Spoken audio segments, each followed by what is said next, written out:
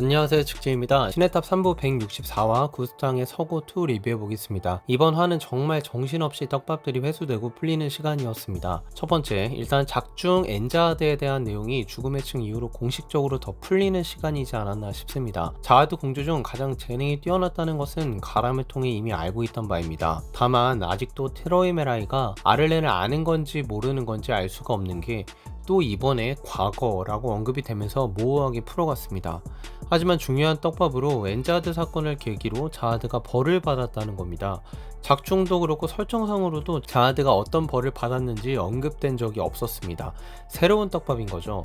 그 후에 가족끼리 그만한 상처를 줬었다는 것도 떡밥입니다. 가족들끼리 다툼 이후에 얻게 된 것은 관계 유지가 중요하다는 것이었고, 그 이후로 자하드와 10가족을 제외한 자들과는 선을 긋기로 했는데 그게 자신의 아들, 딸들이라고 해도 예외가 없었던 것으로 보입니다. 구스창 또한 이에 동의의 관계를 유지했지만 그 미묘하게 생기는 괴리감이 엔자드의 봉인과 블러썸과의 관계 틀어짐이 시발점이 되었다고 생각을 합니다. 그리고 또 반전의 말이 나옵니다.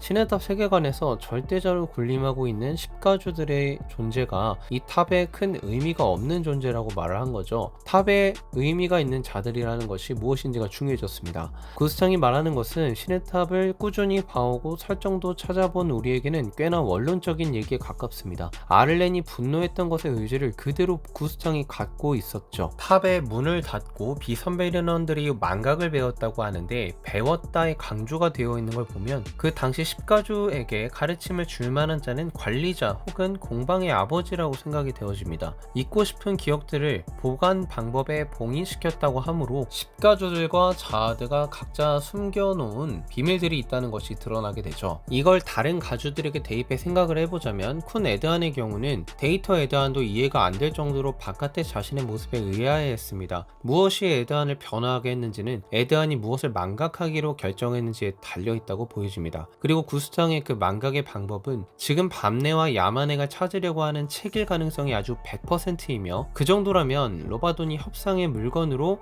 구스탕의 급소라고 할 만한 것 같습니다. 근데 이런 망각의 방법의 존재를 어떻게 로바돈이 알고 있는 것일까요? 기린 또한 알고 있는 걸 보면 결국 최상위권 과문 랭커들은 이것들이 상징하는 게 뭔지를 알고 있는 듯 합니다. 그래서 기린이 트로이메라이에게 리바이어던에 대해서 묻기도 했으며 트로이메라이는 기린의 말에 대꾸하지 않기도 했습니다. V와 아를렌이 주축이 되어 진행됐던 열세전쟁을 생각을 해보면 왜 갑자기 10가주들이 단합해 V와 아를렌에 대항했는지와 10가문을 만들게 됐는지는 이 망각의 결의 때문일 가능성이 커졌네요. 웃긴 건 10가주들 또한 더 이상 탑을 오르지 않는 이유를 모른다는 겁니다. 이게 굉장히 큰 핵심이기도 한데요. 자하드가 탑을 오르지 않기를 결정했던 때에 V와 아를렌 말고도 동요한 10가주들이 알다시피 꽤 있었다는 것, 그리고 모종의 이유로 혹은 자하드의 조작 때문에 탑을 오르는 것에 대한 것을 망각하기로 단체로 합의를 봤다는 것으로 보입니다. 탑의 대부분 지식에 능통하고 누구보다 똑똑하고 역사의 상징인 포비더 가문의 가주인 구스탕은 이 빠진 기억, 즉 자신이 왜 탑을 안 올라가는지 계속해 궁금해했고, 이런 호기심은 죽음의 층 계시로 인해 탄으로 터지게 된 것이죠. 죽음의 층 사건이란 무엇입니까? 자하드가 아를렌의 흔적을 지우는 작업을 할 때 엘류가 나타났고 엘류가 그 층의 관리자를 살해한 사건이었습니다. 그리고 왕을 죽이는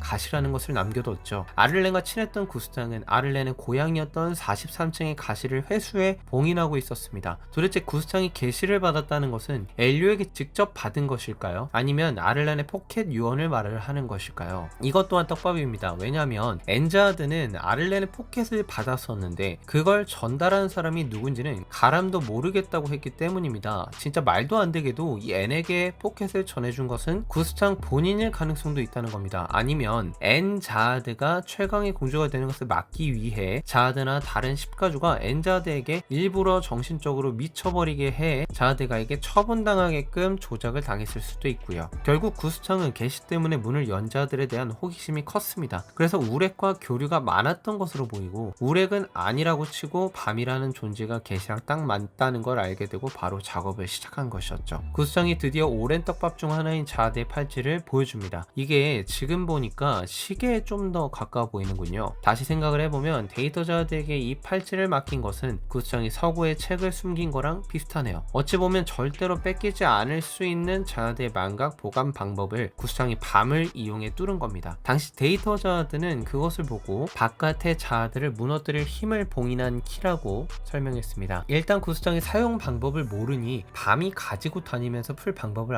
알아내야겠네요. 하지만 데이터 자아드가 전해 들은 바 그 정보를 자아드 본인이 직접 말한 거라면 혹시 모를 페이크일 수도 있습니다. 다만 그 힘의 봉인은 엔자아드랑은 상관이 없게 됐습니다. 왜냐면 그 키가 십가주가 탑을 오를 때 두려워했던 것들의 연결점이라고 했기 때문이죠. 나머지 언급에 대한 것은 해석하기가 어렵습니다. 13번째, 구스탕이 중요한 장소로 트로이메라이를 부른다는 것은 책이 있는 부유한 로트일 가능성이 크겠습니다. 자신의 책을 회수하고 트로이메라이와 일전을 치르지 말지 고민하는 것이죠. 이 정도로 말을 하는 것을 보면 십가주끼리는 죽이는 것이 가능할 것 같습니다. 이제서야 둥지의 존재의 의미를 다시 깨닫게 되는군요. 가장 들어가기 어려운 공간임과 동시에 그곳에서도 깊숙한 곳에 리바이어던이 봉인이 되어 있었으니까요. 구스탕의 말은 이렇게 해석되기도 하겠네요. 포비더 가문의 분열 선언 이후 자아드에게 부탁을 받은 트로이메라이는 자신이 대신에 싸우는 결정을 내리며 비선비리넌의 처우를 자신에게 맡겨달라 했습니다. 그 이면에는 자신의 것으로 부리는 것도 목적이 있었지만 둥지라는 곳으로 끌어들임, 즉 가장 중요한 것 중 하나인 리바이어던이 있는 곳으로 유인해 일부러 전달하다시피 행동을 했다는 것이죠. 설령 그렇지 않게 될지라도 상관은 없고요. 작은 가능성의 문이라도 열어놨었다고 볼 수 있습니다. 기억의 고통에서 벗어나고 싶지만 동시에 알고 싶은 작은 마음이 존재하는 겁니다. 구스탕의 서고 맨 처음 부분이 비어있는 것은 역사의 맨 첫 페이지와 관련된 내용일 수도 있겠습니다. 구스탕의 미로는 이미 트로이메라이가 부술 수 있지만 예전처럼 미로를 풀 거라는 전제가 깔려있네요. 마치 쿤이 트로이메라이가 체스 게임을 거부하지 않을 거라는 심리처럼 말이죠. 그리고 구스탕의 말에 트로이메라이가 동요해버렸습니다. 드디어 자신이 무슨 행동을 할지 스스로 판단하는 지경에 이르렀네요. 트로이메라이가 미로 퀴즈를 같이 푼 동물들은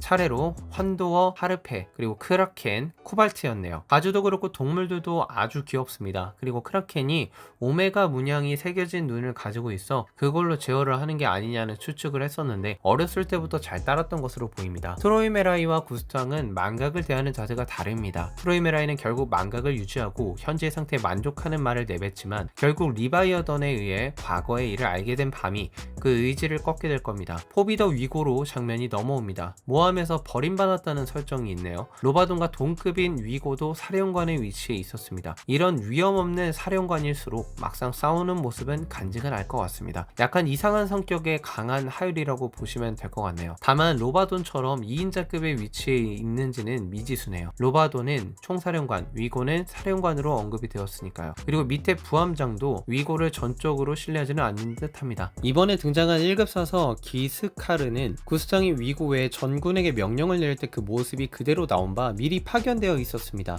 많은 분들이 예측하시는 바 기스카르는 책과 펜 중에 책을 담당하는 자의 가능성이 높네요. 오늘 리뷰는 여기까지입니다. 몇 가지 더 얘기를 주저리 해보자면 이렇습니다. 밤이 최근에 시네어들을 해방하면서 십가주들 또한 그런 존재가 아닐까라고 생각을 했습니다. 리바이어던에게 이미 들어서 트로이메라이의 과거를 아는 전제에서 이런 생각을 하는 것이죠. 장기적인 관점에서 밤은 십가주를 죽이려는 노력을 하기보다는 탑에서 십가주들을 해방하거나 135층으로 함께 가는 방향성으로 성장하지 않을까 싶습니다. 아울러 밤이 리바이어던을 완전히 통제하지 못하고 있다는 생각이 들 정도로 리바이어던의 유혹이 점점 휘둘리고 있다고 느껴지기도 합니다. 의태의 유혹을 하고 있지만 실제로 의태를 하게 된다면 헬조 때와 같은 사태가 일어날 수 있다고 보여집니다. 자아드의 기억 숨김 방법에 대해서 홍등가의 왕자라는 말들이 있었습니다. 하지만 제가 자아드라면 기억을 숨기는 방법을 자신의 능력을 담아서 살아있는 생물로 만들지는 않았을 것 같습니다.